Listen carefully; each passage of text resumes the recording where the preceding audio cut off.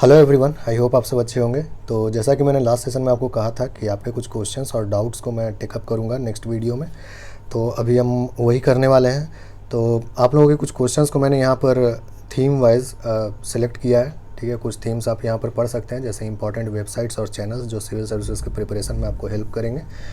वैसे कौन कौन से वेबसाइट्स या चैनल्स हैं जिनको आपको एक बार देखना चाहिए, है ना। उसके अलावा हिंदी और इंग्लिश मीडियम के बीच कन्फ्यूज़न है कि इसमें आपको एग्ज़ाम लिखना चाहिए। इंग्लिश लिटरेचर पर काफ़ी क्वेश्चन पूछे हैं, मेंस एग्जामिनेशन के प्रिपरेशन पर कुछ क्वेश्चन है, आंसर राइटिंग पर सबसे ज़्यादा सवाल पूछा गया है, और रीजनल लैंग्वेज या फिर हिंदी और इंग्लिश ये रखा जाए पेपर 2 में मेंस में, तो इस पे भी अभी तक कन्फ्यूज़न है, तो उस बारे में भी थोड़ा सा डिस्कशन करेंगे। ठीक है, तो बहुत कम्प्रीहेंसिव नहीं रहेंगे, थोड़ा सा आप लोगों को बस स्टार्ट दे देने के लिए इस सेशन में मैं कुछ चीज़ें क्लियर कर दूंगा, और सब्सिक्वेंटली वीडियोस जैसे जैसे आते रहेंगे कुछ और बेहतर तरीके से, रिफाइंड तरीके से आपको मैं बताता रहूँगा डिफरेंट एस्पेक्ट्स को, जो भी आपका कन्फ्यूज़न है। ठीक है, तो बने रहिएगा आप यहाँ पर, और जब भी आपके काम का कोई बात यहाँ पर मैं अपलोड करता हूँ तो उसको आप देख करके अपना कन्फ्यूज़न दूर कर सकते हैं ना। तो आज के इस सेशन में आगे बढ़ने से पहले मैं आप लोगों को थैंक यू बोलना चाहूँगा for all the good wishes. आप लोग जो अच्छे अच्छे विशेज़ मुझे भेजे हैं अपने कमेंट्स के थ्रू, उसके लिए thank you very much. Past में भी आप लोग अच्छे अच्छे वर्ड्स, इनकरेजमेंट के वर्ड्स मुझे हमेशा भेजते रहे हैं, तो एवरीबॉडी नीड्स देम, है ना। सबको ज़रूरत पड़ता है हेल्प और इनकरेजमेंट, ऐसा चीज़ है जो सब कोई को चाहिए होता है ना। तो इसीलिए thank you for that too, और इतने अच्छे अच्छे विशेज़ के लिए again thank you very much. तो आज का सेशन स्टार्ट करते हैं, और पहला जो मैंने थीम यहाँ पर लिया है वो है हिंदी और इंग्लिश। ठीक है, कि इन दोनों में से किस में आंसर राइटिंग बेहतर रहेगा। पहला कंसिड्रेशन आपका देख लीजिए कि मटेरियल जो है आपके पास क्या अवेलेबल है, और अगर आप पढ़ाई करते हैं, आपको मतलब आपका कोई मेंटोर है कोई, ठीक है, कोई ट्यूटर है, क्या अवेलेबिलिटी क्या है। ठीक है, इन दोनों का आप अवेलेबिलिटी देख लीजिए, और अगर खुद से पढ़ रहे हैं तो बस मटेरियल का अवेलेबिलिटी देख लीजिए कि आपको इंग्लिश में बेहतर तरीक़ा से मटेरियल मिल पा रहा है या फिर हिंदी में मिल पा रहा है। जिसमें मिल पा रहा है संभवतः उसी मीडियम में आप एग्जामिनेशन देंगे तो ज़्यादा अच्छा रहेगा, नहीं तो पढ़ेंगे किसी और में और एग्ज़ाम लिखेंगे किसी और में, तो वो थोड़ा सा मुझे पर्सनली लगता है काउंटर प्रोडक्टिव होगा। ठीक है, तो ये जो दो मैटर है, यानी दो एस्पेक्ट है, वही डिसाइड करेगा कि आपको किस में एग्ज़ाम लिखना चाहिए। आप पूछ रहे हैं ये सवाल, इसका मतलब है कि आपको हिंदी इंग्लिश दोनों में प्रोफिशिएंसी है, तो एक बार देख लीजिए कि दोनों में से ज़्यादा प्रोफिशिएंसी किस में है। ठीक है ना, बेटर किस में है, आप वो भी एक कंसिड्रेशन रख लीजिए, बेटर किस में है ना, क्योंकि वहाँ पर ज़रा भी हिचकिचाहट नहीं चलेगा, वहाँ पर बिल्कुल समय नहीं होता है, आपको बिल्कुल फटाफट सब कुछ लिखना होता है ना, वहाँ पर सोचने का ज़्यादा टाइम होता नहीं है। तो आप देख लीजिए कि दोनों में से ज़्यादा बेहतर आप किस में है। क्वेश्चन पूछे हैं तो डेफिनेटली आप दोनों में बेहतर हैं, लेकिन दोनों में से कोई तो एक 19-20 होगा, तो आप वो देख लीजिए। ठीक है, तो ये 3 फैक्टर आप देख लीजिए कि कौन सा आपका बेहतर है। मुझे ऐसा पर्सनली लगता है कि जो झारखंड रिलेटेड मैटर है, ठीक है, झारखंड रिलेटेड जो मैटर है वो हिंदी में ज़्यादा अवेलेबल है। ठीक है, मार्केट में चाहे बुक्स हो या फिर ऑनलाइन कंटेंट हो, और जो बाकी है मतलब जनरल जीएस का जो है इशू, वो हिंदी वाले के लिए मैं बहुत ज़्यादा बता नहीं पाऊँगा, क्योंकि मैं खुद इंग्लिश में पढ़ता हूँ, तो हिंदी का क्वालिटी या कंटेंट क्या रहता है नहीं रहता है वो मुझे उतना आइडिया नहीं है उसका। लेकिन हाँ, झारखंड का तो मैंने देखा है, झारखंड का हिंदी में बुक्स भी ज़्यादा अवेलेबल है, और ऑनलाइन कंटेंट भी हिंदी में ज़्यादा अवेलेबल है, ऐसा मुझे प्रतीत हुआ। ठीक है, बाकी इंग्लिश में तो आपका जीएस जो जनरल जीएस है आपका झारखंड के अलावा, वो इंग्लिश में बहुत अच्छा अवेलेबल है, उसके लिए तो बिल्कुल सोचना ही नहीं है। ठीक है, तो देख लीजिए आप डिसाइड करके। ठीक है, और वो सब मार्किंग फैक्टर वगैरह कोई फैक्टर नहीं है, मुझे ऐसा नहीं लगता है कि वो सबसे कोई विशेष फ़र्क पड़ता है। जैसे कि नंबर ऑफ़ स्टूडेंट्स कितने अपीयर हो रहे हैं, वो सब चीज़ पे भी डिपेंड करता है ना। अच्छा, अभी आगे बात करते हैं इस बारे में, और बाकी जो मैंने 3 फैक्टर आपको बताया उसके बेसिस पर आप डिसाइड कर लीजिए कि आपको जो है सो हिंदी में लिखना चाहिए या फिर इंग्लिश में लिखना चाहिए। ठीक है, ऑल राइट। अच्छा, यहाँ पर आंसर राइटिंग के बारे में थोड़ा सा डिस्कशन कर लेते हैं कि सबसे ज़्यादा इसी के ऊपर आप लोग सवाल पूछे हैं, आंसर राइटिंग को डिस्कस करने का बात किए हैं। ठीक है, तो आंसर राइटिंग का देखिए ऐसा है कि एक वीडियो में कुछ भी समझा पाना तो संभव नहीं है, बट मैंने पास्ट में काफ़ी कुछ बताया हुआ है आंसर राइटिंग के ऊपर, आगे भी बताऊंगा। अभी सबसे पहले मेरा टारगेट ये है कि आप लोगों को मैं जो इस साल का क्वेश्चन है उसको थोड़ा सा सॉल्व करके आप लोगों को दिखाऊं कि कैसे था, कैसे लिखना चाहिए था, वो सब चीज़ मैं करूँगा धीरे धीरे सब्सिक्वेंटली। पर अगर आप इस प्रोसेस को स्टार्ट कर रहे हैं आंसर राइटिंग का, तो कुछ वीडियोस मैं सजेस्ट कर सकता हूँ आपको, जो आप देख लीजिए, मेरे ही सारा बनाया हुआ है, ठीक है। तो ये वाला प्लेलिस्ट आप चेक कीजिएगा, इसमें काफ़ी कुछ क्वेश्चन आंसर मैंने करवाया था काफ़ी पहले, शायद पीटी एग्ज़ाम से भी पहले काफ़ी कुछ करवाया था। और ये वाला एक वीडियो देखिएगा आप, जिसमें कि आंसर राइटिंग में किन छोटे छोटे बातों का ध्यान रखना चाहिए उसके बारे में मैंने थोड़ा सा डिस्कस किया था। तो इस प्लेलिस्ट को देखिए, आपको काफ़ी कुछ समझ में आएगा। उसके अलावा ये भी एक प्लेलिस्ट है, जेपीएससी मेंस पेपर 5 इकोनॉमी, इसमें सिर्फ इकोनॉमी का ही कुछ क्वेश्चन होगा और उसका आंसर मैंने डिस्कस किया हुआ था, इसको भी आप चेक कर सकते हैं, ठीक है। उसके बाद मेंस एग्जामिनेशन के प्रिपरेशन में किन बातों का आपको ख्याल रखना चाहिए, बेसिक, ये सब मैंने डिस्कस किया हुआ है। तो आप फॉर टाइम बीइंग अभी फ़िलहाल आप इसको देखिए, आने वाले वीडियोज़ में सब्सिक्वेंटली जो है अब फिर इलेबोरेटली कुछ और भी बात करेंगे, ठीक है ना। जो भी थीम आप लोग और बोलेंगे कि इस पार्टिकुलर चीज़ को डिस्कस कर देने के लिए, तो उसको हम लोग डिस्कस करेंगे, ओके। ये एक बहुत ही बड़ा कॉम्प्रिहेंसिव चीज़ है, इसको इस तरह से 5 मिनट 10 मिनट में कुछ भी बोल करके निकल जाने से कोई फ़ायदा नहीं है। आप इन वीडियोस को थोड़ा सा देखिए और अपना थोड़ा सा क्लैरिटी बनाइए और आंसर राइटिंग का प्रोसेस को स्टार्ट कीजिए, ठीक है। हम लोग आगे बात करेंगे और इस पर, ओके। इस साल का क्वेश्चन भी डिस्कस करेंगे, पिछले बार का भी क्वेश्चन, 6th जेपीएससी का भी क्वेश्चन डिस्कस करेंगे, ठीक है। सब कुछ कर देंगे यहाँ पर, लेकिन पहले थोड़ा सा इसको देखिए फॉर टाइम बीइंग, ठीक है। ऑल राइट, नेक्स्ट जो यहाँ पर थीम है वो है इंग्लिश, यानी पेपर 2 वाला, जो इंग्लिश का अपना पार्ट है, ठीक है। तो पेपर 2 में इंग्लिश जो भी लिए हैं, तो लेना चाहते हैं तो बेझिझक होकर लीजिए। ये सब कुछ नहीं होता है कि इंग्लिश से सिलेक्शन नहीं हो रहा है, हिंदी से नहीं हो रहा है, ये सब कुछ नहीं होता है। देखिए, एक छोटा सा बात है कि जिस भी कह सकते हैं आप लैंग्वेज पेपर में, या फिर यूपीएससी होता है या बीपीएससी होता है, जिस भी ऑप्शनल पेपर में ज़्यादा लोग अपियर होते हैं, तो ये कॉमन सा बात है कि उससे ज़्यादा लोग क्वालिफाई करेंगे ना। फ़र्ज़ कीजिए 20% सक्सेस रेट है, जस्ट एक एग्जांपल दे रहे हैं, है ना। अब इंग्लिश से मान लीजिए 100 लोग एग्ज़ाम ही दिए हैं, तो 20 ही लोग क्वालिफाई करेंगे ना। और मान लीजिए कि कोई रीजनल लैंग्वेज ले लीजिए, मान लीजिए खोटा आप ले लिए, उससे मान लीजिए 100 लोग 1000 लोग एग्ज़ाम दिए हैं, है ना, तो लगभग 200 लोग क्वालिफाई किए होंगे उससे। जस्ट एक सिंपल मैथ करके आपको एक एग्जांपल दे रहा हूँ। तो जहाँ आप किसी से पूछेगा कि भाई किससे एग्ज़ाम दिए थे आप, तो बोल देंगे कि खोटा से दिए थे, या फिर कोई दूसरा रीजनल लैंग्वेज से दिए थे, ठीक है, ऐसे करके वो बोल देंगे। तो आपको लगेगा कि सिर्फ उन्हीं से क्वालिफाई कर रहे हैं क्या, ऐसा नहीं होता है, उससे ज़्यादा लोग अपियर किए होंगे, है ना। आपको ही पता है कि हिंदी इंग्लिश का बहुत ज़्यादा डिमांड या मार्केट नहीं था।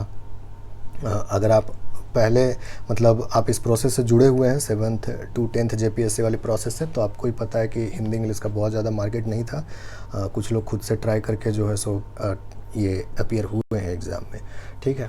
तो काफ़ी लोग मुझे तो मैं भी पर्सनली कई लोगों को जान रहा हूँ जो कि मतलब बचपन से वो लोग इंग्लिश मीडियम में ही पढ़ाई किए थे, लेकिन फिर वो जो है सो अभी खोटा रीजनल लैंग्वेज खोटा और दूसरे रीजनल लैंग्वेजेस जो है उससे एग्ज़ाम दिए थे, ठीक है। क्यों दिए थे ये उनका डिपेंड करता है कि उनको हो सकता है उसका सिलेबस, मैंने जैसा कि पहले वाले थीम में आपको बताया कि availability of mentorship, availability of tutor, availability of material, ये भी एक बहुत बड़ा फैक्टर होता है इन सब चीज़ों को डिसाइड करने से पहले कि हमको किस मीडियम में एग्ज़ाम देना है, किस ऑप्शनल लैंग्वेज में एग्ज़ाम देना है, ठीक है। तो ये सब चीज़ भी एक फैक्टर होता है। तो वो सब जो है अवेलेबिलिटी ऑफ रीजनल लैंग्वेज का जो है वो थोड़ा ज़्यादा था, तो डेफिनेटली उसमें ज़्यादा लोग इंटरेस्टेड हो गए होंगे और उसमें ज़्यादा लोग अपीयर हुए हैं एग्ज़ाम में, ठीक है। तो डेफिनेटली उससे ज़्यादा लोग क्वालिफाई किए। ये सब चीज़ दिमाग में नहीं रखना है कि इससे नहीं क्वालिफ़िकेशन होता है, उससे नहीं क्वालिफ़िकेशन है, तो ऐसा कुछ नहीं है। आप सबसे तो मिले नहीं हैं ना, जितने लोग 800 लोग क्वालिफ़ाई किए तो आप सबसे तो मिले नहीं। तो ये सब धारणा बनाने से कोई मतलब नहीं बनता है, पहले अच्छे से पता चल जाए कि कहाँ से कितने लोग क्वालिफ़ाई किए तब एक बात हो। लेकिन इस तरह से कुछ लोगों से पूछ कर तो फिर तो आपको जिस ऑप्शनल लैंग्वेज से ज़्यादा लोग अपेयर किए होंगे उसी लैंग्वेज से ज़्यादा लोग क्वालिफ़ाई किए होंगे, ठीक है। तो आपको जो है सो थोड़ा आपका सर्वे जो है वो गलत हो जाएगा, ठीक है। सर्वे का इन्फरेंस जो है वो गलत हो जाएगा, इसीलिए वो सब चीज़ नहीं सोचना है। चलिए, ये थोड़ा सा एक अलग बात कर लिए। तो इंग्लिश लैंग्वेज और लिटरेचर वाला जहाँ तक हिसाब किताब है, तो ऐसे तो मैंने आपको बताया था, इंग्लिश के बारे में भी सोर्सेज मैंने बताया था, जैसा कि बाकी सब्जेक्ट्स के बारे में बताया है। लेकिन अगर आप अभी स्टार्ट कर रहे हैं और बड़े अच्छे से करना चाहते हैं, ठीक है, और आप बुक्स पढ़ने में इंटरेस्टेड नहीं है, जो मैंने लास्ट वीडियो एक इंग्लिश के ऊपर बना हुआ है एक वीडियो, आप उसको देख सकते हैं जाकर। उसमें मैंने कुछ बुक्स और कुछ चैनल्स के बारे में बताया था जहाँ से कि आप अपना प्रिपरेशन कर सकते हैं। तो चलिए, अगर उन बुक्स को आप नहीं पढ़ना चाहते हैं तो मैं कुछ और आपको अल्टरनेटिव यहाँ पर बता रहा हूँ, उसको आप फॉलो कीजिएगा। एक वेबसाइट, एक यूट्यूब चैनल है, ह्यूमैनिटीज़ एंड सोशल साइंसेस, ठीक है, सोशल साइंसेस, ये एक यूट्यूब चैनल है, ठीक है। यहाँ पर एक मैम ने पढ़ाया है, लगभग वहाँ पर 65 वीडियोज़ है, और ये पार्ट बी जो है इंग्लिश लिटरेचर का, ठीक है, जिसमें हिस्ट्री ऑफ इंग्लिश लिटरेचर है। ऑलराइट, तो ये आप वहाँ से पढ़ सकते हैं, ठीक है, बहुत अच्छा पढ़ाया हुआ है। आप यहाँ से आप नोट्स बना सकते हैं अपना, ठीक है। इसके अलावा एक और चैनल है स्टडी लवर्स, इस पर तो काफ़ी कुछ पोएट्री और प्रोज का भी आपको मिल जाएगा कंटेंट, है ना। यहाँ से भी आप पढ़ सकते हैं, और इंग्लिश लैंग्वेज वाला जो पार्ट है वो भी आपको यहाँ पर मिल जाएगा। नहीं तो मैंने जो बुक बताया था आपको, बुक इनफैक्ट मेरे सामने ही रखा हुआ है, इसमें भी काफ़ी कुछ दिया हुआ था, N outline history of English language, है ना, ये ट्रिनिटी प्रेस का था, N outline history of English language. तो इस बुक में भी अच्छा हेल्पफुल था, है ना। देखिए, एक दो सोर्स देखना पड़ता है, ऐसे कहीं से स्कूल जैसा ये एग्ज़ाम नहीं है कि मतलब आपको एक जगह सब कुछ मिल जाएगा, थोड़ा सा इधर उधर करना पड़ता है आपको एक अच्छा नोट्स बनाने के लिए, ठीक है। तो ये तो चैनल से आप स्टार्ट कीजिए। सबसे ज़्यादा मुझे ऐसा लगता है, मैंने उस वीडियो में भी शायद ये लाइन बोला था, मैं फिर से बोल रहा हूँ, अगर नॉवेल जो है 4 पढ़ने के लिए इंग्लिश लिटरेचर में, उसको छोड़ दिया जाए, ठीक है, उसको अगर छोड़ दिया जाए तो हार्डली इंग्लिश आपको प्रिपेयर करने में मुझे नहीं लगता है 15-20 दिन से ज़्यादा लगेगा, अगर आप 2 घंटे 3 घंटे रोज़ देते हैं तो। वो भी मुझे लगता है ज़्यादा ही बोल रहा हूँ मैं, ठीक है। आप इसको एक बार देखिए और प्रिपेयर कीजिए अच्छे से। आपका जो ये इंग्लिश लिटरेचर वाला पार्ट है और इंग्लिश लैंग्वेज वाला जो पार्ट है, पार्ट ए और पार्ट बी का, आप इंग्लिश जो लिए होंगे वो समझ रहे होंगे, ठीक है, वो दोनों आपको इन दोनों चैनल से आप प्रिपेयर कर सकते हैं, ठीक है, कोई प्रॉब्लम नहीं है, अच्छा दिया हुआ है। और फिर आपको 7 नंबर के जैसा तो नोट्स ही बनाना है, ये कितना भी बताएं आपको लिखना थोड़ा सा ही है, ठीक है। इम्पॉर्टेंट पॉइंट्स जो ये बता रहे हैं उसको आप असेंबल करके और एक बार रख लीजिए, फिर कभी देखने की ज़रूरत पड़ेगा नहीं आपको, ठीक है। तो इससे आप स्टार्ट कीजिए, फिर धीरे धीरे आगे मैं कुछ और भी आपको इनपुट्स देता रहूँगा जिससे कि आपको हेल्प होगा, ठीक है। चलिए, ऑलराइट, नेक्स्ट जो यहाँ पर थीम है वो है कि अच्छा, कुछ चैनल्स और वेबसाइट्स के बारे में देखिए पूछें। देखिए, सबसे पहले तो मैं ये बता दूं आपको कि एक जगह तो सब कुछ मिलना मुश्किल है, बट हाँ, किन चैनल्स पर आप या फिर किन वेबसाइट्स को आपको रेगुलरली देखना चाहिए। अगर आपको कोई भी प्रॉब्लम आता है तो सबसे पहले आपको ध्यान में आना चाहिए कि वहाँ देखते हैं एक बार, ठीक है। सबसे पहले तो आपको NCERT का वेबसाइट, कोई भी आपको टॉपिक पढ़ना है आप यहाँ पर जाइए, यहाँ पर सारा PDF अवेलेबल है, आप वहाँ से डाउनलोड करके पार्टिकुलर सब्जेक्ट पढ़ सकते हैं। NIOS जो वहाँ पर नहीं मिलेगा फिर यहाँ पर आपको मिलेगा, ठीक है। उसके बाद ई-ज्ञान कोर्स, ई-ज्ञान कोर्स, है ना। पब्लिक एडमिनिस्ट्रेशन यहाँ पर आपको बड़ा अच्छा दिया हुआ है, पब्लिक एडमिनिस्ट्रेशन वाला जो आपका हिस्सा है ना। NIOS पर आप कोई भी सब्जेक्ट पढ़ सकते हैं, बड़ा ही अच्छा लैंग्वेज में दिया रहता है यहाँ पर, ठीक है। तो NIOS जो है सो आप फॉलो कीजिए। यहाँ पर जो सीनियर सेकेंडरी लेवल का देखिएगा यहाँ पर, है ना। बायो वगैरह भी आप यहाँ से पढ़ सकते हैं NIOS वाला से। अब मुझे NCERT वाले से थोड़ा सा ज़्यादा इसका लैंग्वेज बेहतर लगता है। तो ये हो गया बिल्कुल बेसिक, यहाँ पर आप इन वेबसाइट्स को आप रेगुलरली देख सकते हैं। इसके अलावा अब आप क्लासेस टाइप के वेबसाइट्स अगर देखना चाहते हैं तो ये PMF IAS करके एक वेबसाइट है, ठीक है। आप उसको विजिट कीजिएगा तो आपको ज्योग्राफी का काफ़ी कुछ मिलेगा मैटर वहाँ पर, इन्वायरमेंट का आपको काफ़ी कुछ, साइंस एंड टेक का आपको काफ़ी कुछ मैटर मिलेगा वहाँ पर, ठीक है। तो इन सब में हेल्प चाहिए तो आप इस वेबसाइट का यूज़ कर सकते हैं। ज्योग्राफी का बड़ा अच्छा कंटेंट यहाँ पर रहता है। इसके अलावा अगर आप कुछ क्लासेस देखना चाहते हैं तो जैसे कि सपोज़ आप हिस्ट्री में कुछ लेसन्स देखना चाहते हैं तो मेरे ख्याल से रे अवध ओझा, इन सर का यूट्यूब चैनल है, ठीक है। रे अवध ओझा, RAY रे अवध ओझा करके इनका यूट्यूब चैनल है, इस पर जाइए। हिस्ट्री के क्लासेस आपको अच्छे मिलेंगे यहाँ पर, है ना, बिल्कुल कॉन्सेप्चुअल क्लैरिटी के साथ। ज्योग्राफी के लिए मैंने आपको वो वेबसाइट बताया, प्लस कुछ और चैनल्स भी हैं, जैसे कि अगर आपको कोई ऐसा टॉपिक मिल जाता है जो कि जनरल बुक्स में नहीं अवेलेबल है या फिर जीएस का हिस्सा नहीं है, थोड़ा ऑप्शनल जैसा हो जाता है, तो एक वेबसाइट है द जियो इकोलॉजिस्ट, है ना। यहाँ पर आप जा कर के ये ज्योग्राफी ऑप्शनल के लिए ज़्यादा बेहतर है, लेकिन कुछ अपना जो पोर्शन है सिलेबस में वो ऑप्शनल वाला ही डाला हुआ है, ठीक है। तो आप वहाँ से जा कर के उसको कवर कर सकते हैं, ठीक है, वहाँ पर बताया हुआ है। पॉलिटी, इकोनॉमी वगैरह आप देखिए, इन सब के लिए तो बुक्स बहुत अच्छा अवेलेबल है, लेकिन क्लासेस अगर आप देखना चाहते हैं तो स्टडी आईक्यू को आप फॉलो कर सकते हैं। वहाँ पर जैसे कि लक्ष्मीकांत कवर किया हुआ है, जहाँ तक मुझे याद है रमेश सिंह इकोनॉमी भी कवर किया हुआ है वहाँ पर, ठीक है। तो स्टडी आईक्यू पर आप जा कर के देखिए, वो सब आप देख सकते हैं। उसके अलावा इकोनॉमी के लिए तो एक बेस्ट, आपको पता है कि काफ़ी फेमस सर हैं एक इकोनॉमी के, मृणाल पटेल, इन्हीं नाम से वेबसाइट है, तो वहाँ पर भी आप जाकर देख सकते हैं। इकोनॉमी का काफ़ी क्लास अवेलेबल है, और इसको थोड़ा सा आपको अपडेट करना पड़ेगा, ठीक है, करेंट अफेयर्स के साथ, लेकिन स्टैटिक और थ्योरी जो है यहाँ पर काफ़ी अवेलेबल है, ठीक है। तो इकोनॉमी आप यहाँ से भी पढ़ सकते हैं जा कर के, पॉलिटी, इकोनॉमी, और उसके अलावा फिर बाकी तो मुझे लगता है थोड़ा सा कह सकते हैं आपकी मिसलेनियस चीज़ ही हैं, उसको आपको इंडिविजुअली देखना पड़ेगा। जैसे बायो वगैरह में अगर कुछ लेसन्स देखना चाहते हैं तो कोई भी यूट्यूब पर आप देखिए, नीट वगैरह का जो तैयारी करवाते हैं वहाँ पर आपको बायो का अच्छा से कंसेप्ट समझाए रहते हैं वो लोग, तो वहाँ पर से जा कर के आप समझ सकते हैं, है ना। तो आई थिंक कि ये सब वेबसाइट्स को आप फॉलो कीजिए, ग्रेजुअली कुछ और ध्यान में आएगा तो मैं बताता रहूँगा, ठीक है, कि यहाँ पर ये चीज़ अच्छा दिया हुआ है, आप देख सकते हैं। यहाँ पर एक चीज़ प्रॉब्लम ये है कि मैं यहाँ पर हिंदी मीडियम के लिए सजेस्ट नहीं कर पाऊँगा, फॉर ऑब्वियस रीजंस। आप भी समझ सकते हैं कि मैंने खुद देखा नहीं है कभी, तो मुझे उतना आइडिया नहीं है कि हिंदी मीडियम में कौन बेहतर वेबसाइट्स या चैनल्स हो सकते हैं। हाँ, वेबसाइट्स जो एनसीईआरटी वगैरह है, एनआईओएस वगैरह है, वो सब आपको हिंदी इंग्लिश दोनों में मिल जाएगा, बट चैनल्स के बारे में मैं नहीं बता पाऊँगा, ठीक है। ये सब इंग्लिश के लिए, इंग्लिश मीडियम के लिए अच्छा है, आप फॉलो कर सकते हैं। अगर इनमें से कोई हिंदी में भी बताते हैं तो मुझे उसके बारे में आइडिया नहीं है, लेकिन अगर आप इंग्लिश में कर रहे हैं तो आप इस पर रिलाई कर सकते हैं, ये सब इंग्लिश मीडियम में ही बताते हैं चीज़ों को, ठीक है। तो फ़िलहाल आप यहाँ पर ट्राई कीजिए, अच्छा वेबसाइट है ये सब। पूरा class I do not know कि पूरा का पूरा कोई टॉपिक ही कवर कराया हुआ है या नहीं है, क्योंकि ओकेजनली ही हेल्प लिया गया है इन सब वेबसाइट्स का हमारे द्वारा भी, या मैंने जो भी अपने आसपास देखा है। आई मीन कि थोड़ा सा आपको यहाँ पर ब्राउज़ करना पड़ेगा, और कह सकते हैं आपकी आप इससे हेल्प ले सकते हैं, ठीक है।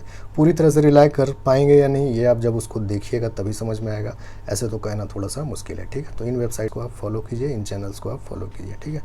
अच्छा क्वेश्चन था, काफ़ी लोग जो खुद से सेल्फ स्टडी कर रहे हैं उनको हेल्पफुल रहेगा, आई थिंक। All right.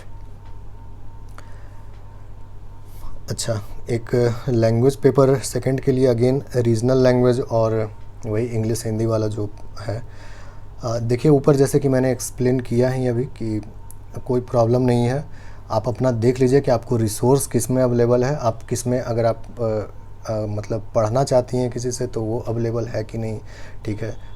अगर खुद से पढ़ना है तो आप मटेरियल देख लीजिए कि मटेरियल अवेलेबल है कि नहीं, अगर किसी से पढ़ना है तो देख लीजिए पढ़ाने वाला अवेलेबल है कि नहीं, ठीक है। वो सब फैक्टर कंसीडर करते हुए आप अपना लैंग्वेज चूज़ कीजिए, ठीक है। ये नहीं कि मार्किंग ये हो रहा है या वो हो रहा है, वहाँ पर एवरेज मार्किंग हो गया, ये हो गया, ये सब कोई कंसिड्रेशन नहीं होता है, ये सब बस र्यूमर्स होता है, ठीक है। तो जैसा कि मैंने जस्ट ऊपर अभी समझा ही दिया है, तो आप उसको ट्राई कीजिए, ठीक है। रीजनल लैंग्वेज लेना है आप रीजनल लीजिए, हिंदी लेना है हिंदी लीजिए, इंग्लिश लेना है इंग्लिश लीजिए, does not matter. All right. तो आई होप कि मैंने जो पहले एक्सप्लेन कर दिया था उससे ये भी सेल्फ अंडरस्टूड है।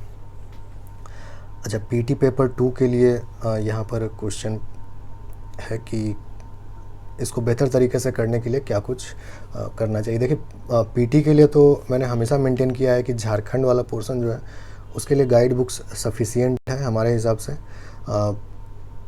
बहुत सारा बुक्स अवेलेबल है मार्केट में, जैसे मनीष रंजन सर का है ना, उड़ान पब्लिकेशन का है, प्लेथोरा ऑफ नॉलेज है ना, अरिहंत का बुक आता है, फिर काफ़ी सारा बुक है अवेलेबल गाइड बुक्स का, जहाँ तक बात किया जाए। और पीटी के लिए ही आप पूछ भी रहे हैं तो मेरे ख्याल से देखिए कोई भी 2 बुक ले लीजिए। एक इसलिए नहीं क्योंकि थोड़ा सा वेटेज अच्छा खासा है पीटी में, है ना, तो आप कुछ भी मिस नहीं करना चाहेंगे। कोई भी थीम पढ़ते हैं, एक बुक को अपना मेन बुक, बेस बुक बनाइए, आधार बनाइए और वही टॉपिक को एक बार दूसरे में सरसरे निगाह से देख लीजिए। अगर कुछ नया मिलता है तो उसको आप अपने पहले वाले बुक में ही ऐड कर लीजिए, ठीक है। दूसरे वाले बुक को फिर दोबारा देखना नहीं है, लेकिन मुझे ऐसा पर्सनली लगता है कम से कम 2 बुक आपको फॉलो करना चाहिए।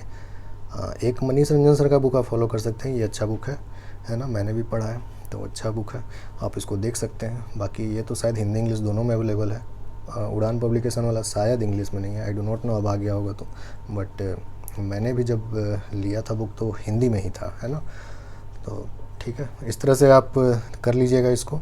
और हिंदी इंग्लिश के बीच ज़्यादा कंफ्यूज मत रहिए कि मतलब फ़लाना मैटर हिंदी में अवेलेबल है, फ़लाना इंग्लिश में अवेलेबल है। जो अवेलेबल है आपको उसी से करना पड़ेगा, यहाँ पर कोई मतलब चॉइस नहीं है आपके पास, ठीक है। मेरा इंग्लिश मीडियम है, बट मैंने भी कितना सारा हिंदी वाला कंटेंट पढ़ा है झारखंड का, है ना, क्योंकि झारखंड का हिंदी वाला कंटेंट थोड़ा बेहतर था।